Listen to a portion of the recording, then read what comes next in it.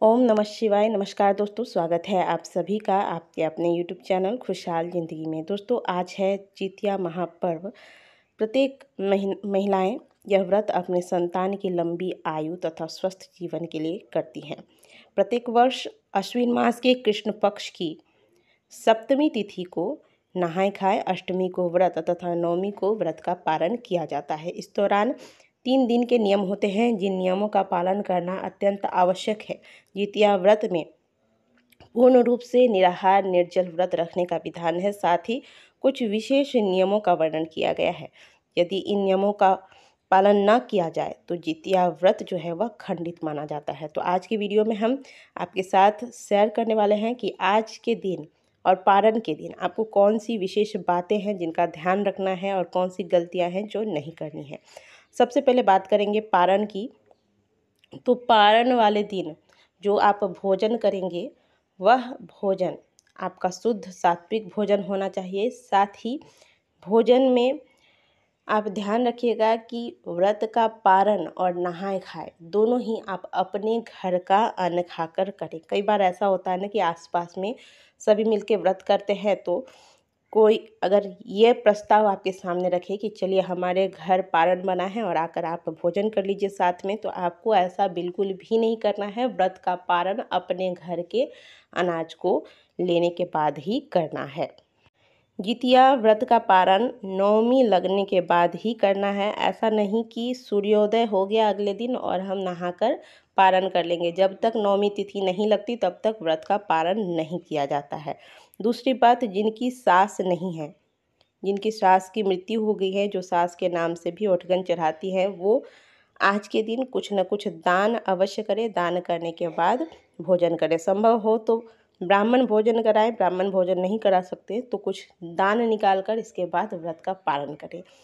जितिया व्रत के दौरान ना सोने वाली ऐसी कोई नियम नहीं है। आप बिल्कुल सो सकते हैं, इसमें जागरण का कोई विधान नहीं है। बस ध्यान रखिएगा जिस बिस्तर पर आप सो रहे हैं उस बिस्तर का बेडशीट वगैरह आप चेंज करके सुंदर साफ वस्त्र बिछाकर इसके ऊपर आप सोएंगे।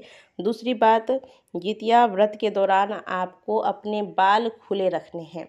जब आप बाल खुले रखते हैं, बाल धोकर स्नान कीजिएगा और बाल खुले रखिएगा। ये नियम उन लोगों के हैं जिनकी सास नहीं है। पितृ पक्ष चल रहे हैं, इस दौरान जितिया के दिन जब आप बाल से स्नान करके बाल खोल कर रखती हैं और बाल से जो जल टपक टपक कर गिरता है, इससे यह जल आपके सास को प्राप्त होता है और इससे आपके मातृ पितृ जो हैं वो सभी तृप्त होती हैं। तो ये काम कीजिएगा। आज के दिन बाल धोकर गीले बाल खोल के रखिएगा।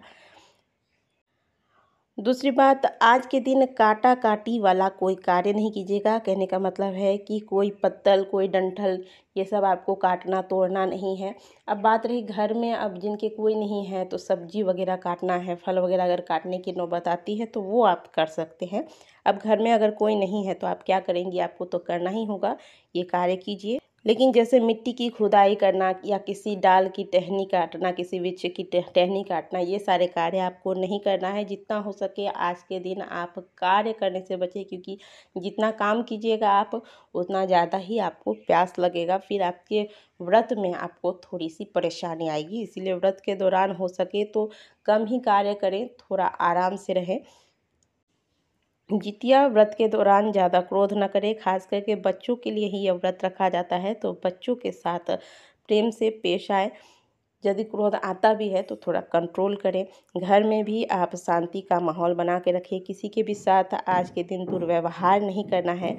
जितिया व्रत के दौरान आचमन जैसा कोई नियम नहीं है। जैसे हम निर्जला एकादशी में बहुत ज़्यादा प्यास लगने के बाद आचमन करते हैं, जिससे आप बूंद भर समान जल लेकर आचमन करते हैं।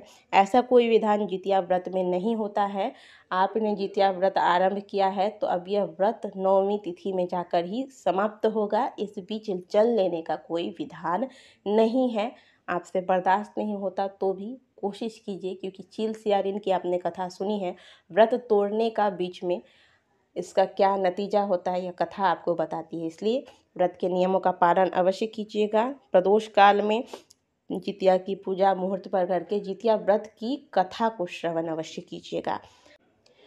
जितिया व्रत के दौरान आप जो है वो शाम के वक्त चील सियारिन मिट्टी के बनाए जाते हैं। तो जब आप पूजा करेंगे तो चील सियारिन को आज के दिन सिंदूर का तिलक अवश्य लगाइएगा। कई लोग सोचते होंगे तो कि पूजा ही करना है तो सिंदूर के स्थान पर चंदन भी लगा दे सकते हैं, लेकिन नहीं, ये नियम ही है कि आज के दिन चील सियारिन की प्रतिमा बनाई जाती है और उनको सिंदूर लगाया जाता है। तो ये कार्य अवश्य से कर लीजिएगा।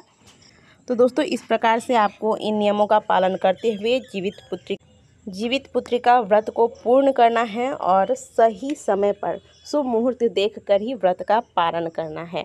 आशा करते हैं कि दी गई जानकारी आपको अच्छी लगी होगी। वीडियो अगर अच्छी लगी है तो वीडियो को लाइक कीजिएगा, कमेंट बॉक्स में हर हर महादेव अवश्य लिखिएगा।